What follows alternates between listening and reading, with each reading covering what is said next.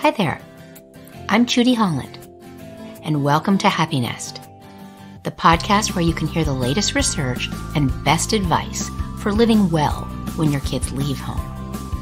Join me as I interview experts and explore how to reinvent yourself during this critical passage. I hope you'll head over to judyhollandauthor.com and check out my new book, Happy Nest, Finding Fulfillment When Your Kids Leave Home. I'm here today at Yale University with Margaret Clark, a psychologist and one of the world's top experts on personal relationships. Margaret has her own laboratory here, where she studies human connection. Her work includes how romantic relationships and friendships unfold over time. She also studies how people forge and maintain close bonds with others. To create close relationships, she says, you need to be active, get out there, and find others with similar interests. Once you find new acquaintances with similar interests, you must be willing to trust them and take the risk of opening up. Sharing your vulnerabilities and emotions is the glue that helps connect you to others. Margaret and her husband Fred have tons of relationships, especially with students. They're in charge of 400 Yale undergraduates as heads of the Trumbull Residential College. Margaret, I'm so happy you could join us on this episode of the Happy Nest podcast. Margaret, how would you best go about finding new friends as an empty nester? I can say personally, as a new empty nester, with my son here in your psychology department, as a matter of fact, that it's kind of jarring and it's kind of lonely when your kids go, in a way, because the relationships you've nurtured so long are they're not gone, they're just removed. And you know that because I know you have children too. So how do you go about replacing or filling that void? I'm not sure that hints for empty nesters finding friends would be all that different than for anybody who's interested in finding friends. There are a few unique things. But I'd start with a couple of things to keep in mind for anybody finding friends, and then I'll apply it to empty nesters.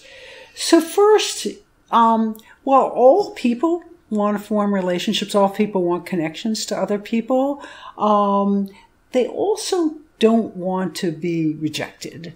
And I think that's the main deterrent for people forming relationships. They don't want to take the first move because they might get turned down. Somebody might not be interested in having lunch with them. So one thing to keep in mind is that all people, are self-protective. And the second thing to keep in mind is that the people who are going to want to form new relationships with you are the people who are kind of in your same position. They have a void to fill. So how does that link to giving advice? With regard to self-protection, you got to have some guts, and some resilience. You got to have a bit of a thick skin. So someone's going to have to take the first step, and it might as well be you. So you have to be willing to ask someone if they want to have lunch. A slightly safer way to begin a connection. Like if you ask somebody if they want to have lunch, you run the danger of them saying no. They're too busy. And you have to be resilient to that and just try again. They may really be too busy. There's a little bit safer thing to do would just be, if you find yourself in a new situation, to ask people questions about them and what they do. Everybody's flattered when you ask them questions. There's good research suggesting that that's a great way to form new relationships. Is that because people like sharing about themselves, and if they share about themselves, they feel closer to you because you're in their personal space? What's with that, Margaret? That's, what you said is absolutely true. They do it gives them an excuse to share information about themselves and to open the door to a relationship. It's also, quite flattering. It suggests that you're interested in them. And that works a whole lot better than, talking about yourself, which can come off as bragging. So asking questions is a good thing to do. And just keep that self-protection in mind. Just push yourself to make that connection, some small connection, actually asking someone to go join you for lunch, asking a question. It doesn't have to be big. The other thing to keep in mind is to think about other people who might be in a similar situation who you're in. You don't want the person who doesn't have any friends for good reasons. It's probably someone you don't want to connect to, but there are going to be other people in your position. So other empty nesters are going to be in exactly your position. That's a good group to think about forming relationships with. Because they have more time and a void in common with you, and you've got to remember that. Margaret, do you think certain personalities find it easier or tougher to put themselves on the line to reach out to new people? Like, wouldn't an extrovert like me, I came out of the womb as an extrovert. I'm a 10 out of 10. I just love people, and do you think it's easier for me than my surgeon husband, who puts himself as a 4 out of 10 on the introvert-extrovert scale? Do you think that would be harder for him to reach out? Sure. In fact, that's the very definition of what an extrovert versus introvert is. There are people who find it easier, and they're usually people who trust other people, who really believe that other people will be interested in getting to know them. People do vary a lot on that. You probably know who you are. If you're kind of afraid of rejection, you probably know that, and you have to fight it. Other people, extroverts particularly, might not be that afraid. We've recently done some research that suggests that people who are optimistic in general are also, they're optimistic about lots of different things, including the likelihood that another person will be interested in a relationship with them. Overall, on average, some work we just did and just published a paper with the title, People Think They're More Interested in Other People Than They Think Other People Are Interested in Them. So we think that we like other people more than they will like us. Of course, that's not true. It can't be true on average. Optimists, people think it's about even.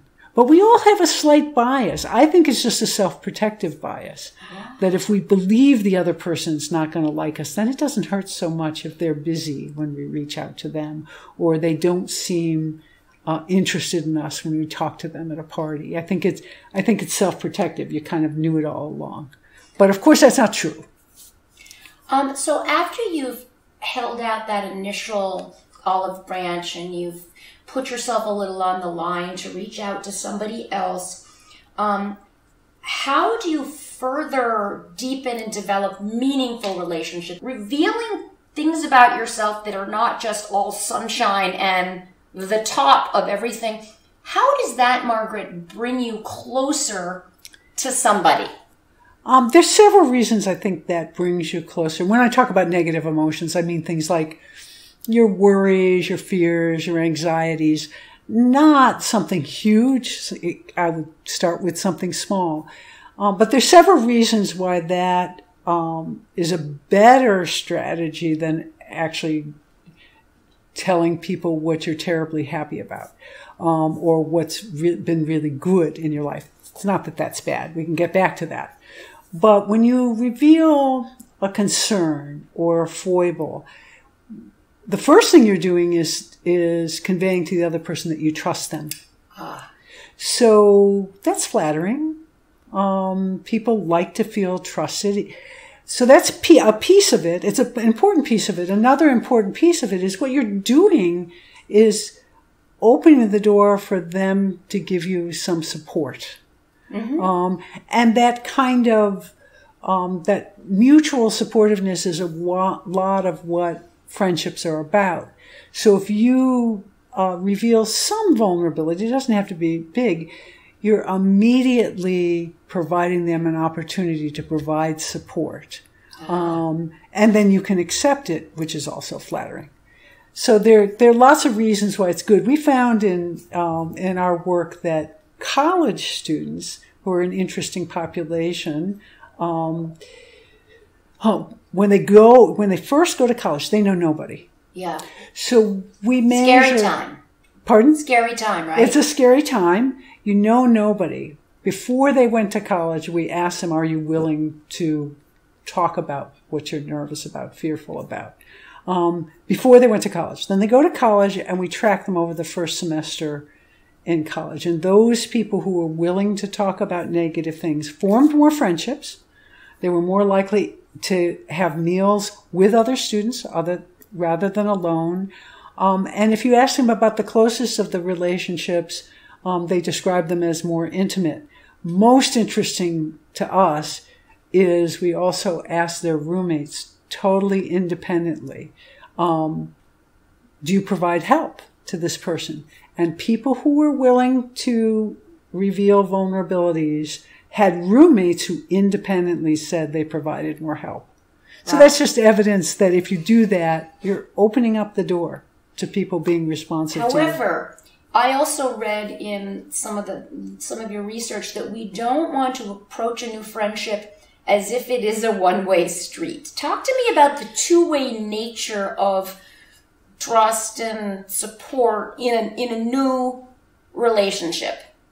Well, I think a lot of times people think that the key to forming a friendship is to be nice to the other person, to do things for the other person, and there's a lot to that.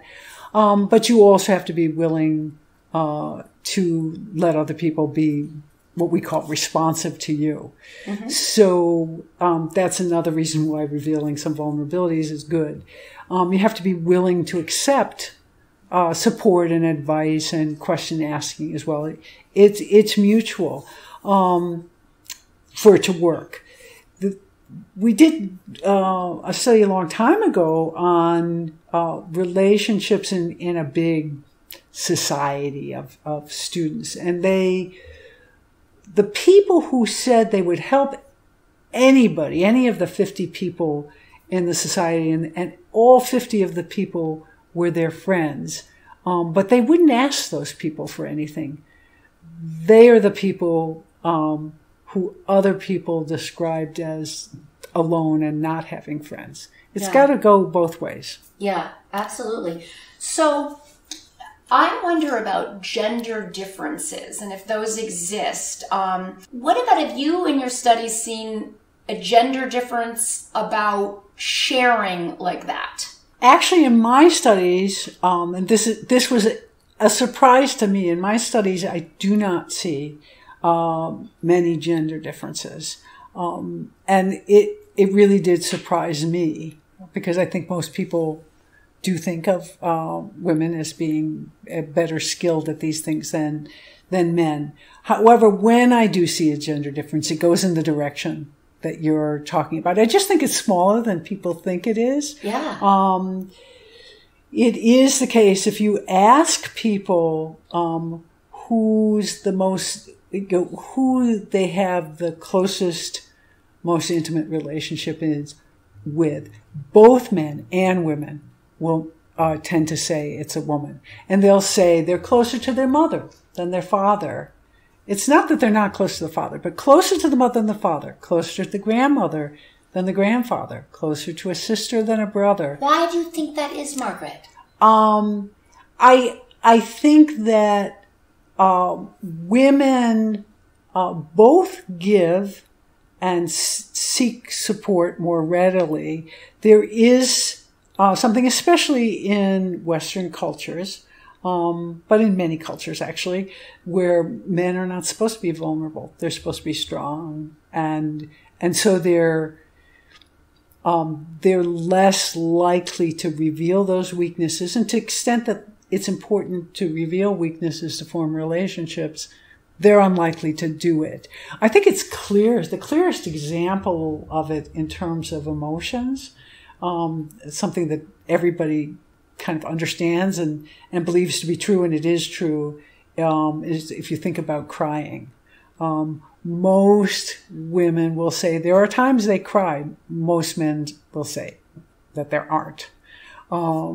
So people know there's a big difference in crying, but it's broader than that. it's a big difference in revealing any kind of vulnerability in any way. Fears, worries, even things that make you particularly happy. You wouldn't think that revealing what makes you happy makes you vulnerable, but it does.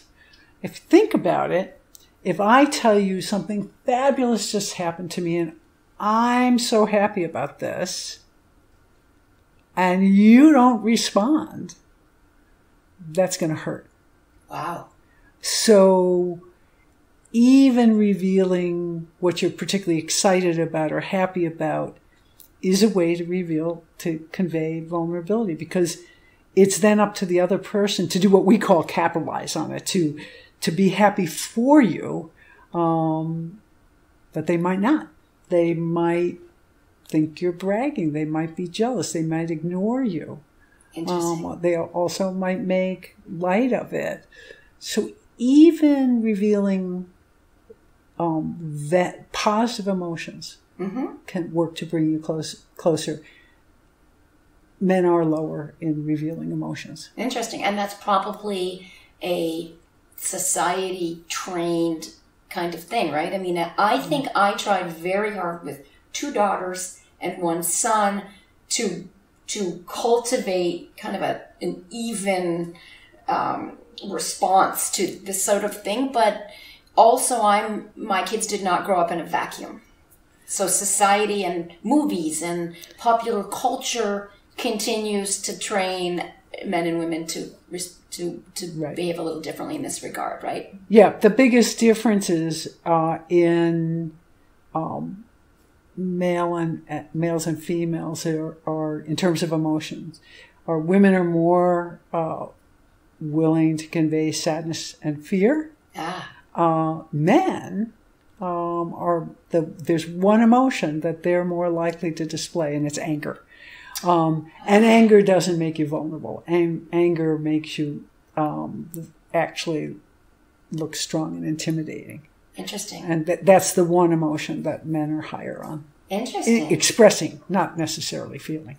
So rolling back to empty nesters, so what other advice would you offer empty nesters who are looking to reach out and cultivate some close, meaningful relationships?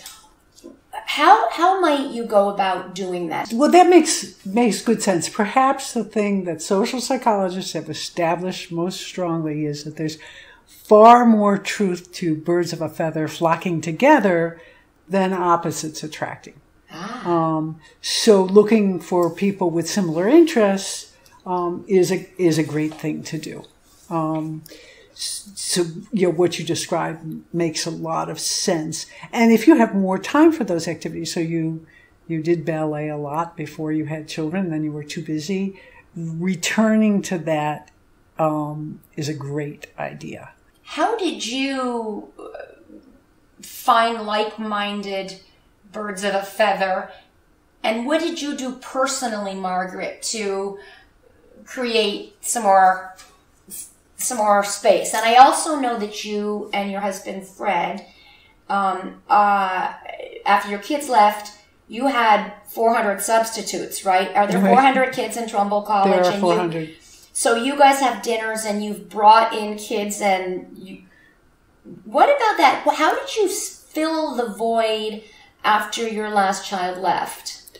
Well, people do a number of different things. I mean, you could not focus on relationships. You could throw yourself into the work that you do, for instance. But I think what you suggest about, just returning to activities that you particularly find enjoyable, which may be different than those of your spouse. So that's exactly what we did. And to some extent, they're different, and that helps you form outside relationships. So for me, it was returning to playing tennis and platform tennis. And I met a lot of people that way. For him, he was determined to learn to sail better. And he made connections that way. It was also, to some extent, being involved in the work, being in the college. You do meet lots more students, and you connect to them in a different way in the college than you do in the classroom, and that's been fulfilling for me and fun for me. But there are also lots of other people involved in the college as well. Other faculty members, community members can be fellows in the college, and you get to know those people as well. So in addition to sharing interests, merely being close in proximity to other people, so just getting out there and doing things just provides a chance for meeting up with a person or persons whom you'll connect to.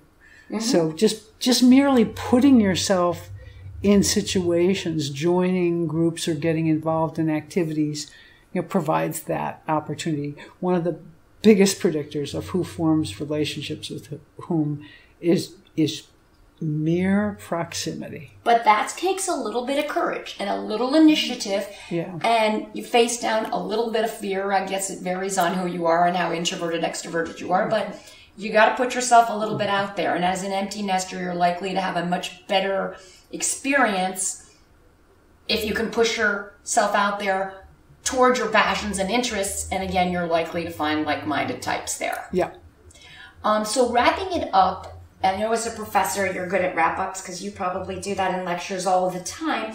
Just in a nutshell, briefly in a nutshell, what advice, Margaret, do you give to people whose kids have left homes? I don't like to say empty nest, and that's why I named my book Happy Nest instead of empty nest, because it's not an empty time. In fact, if you do it right, I think it's an amazing time, and we have a lot more wisdom than we do. What, Margaret, what should you do at that point? Well, I think reaching out to form new relationships and get back into activities you enjoy and perhaps try new ones makes sense. I already said that. But one thing that you should know is that there is research on what happens to people when kids leave the home. It's more in sociology than it is in psychology.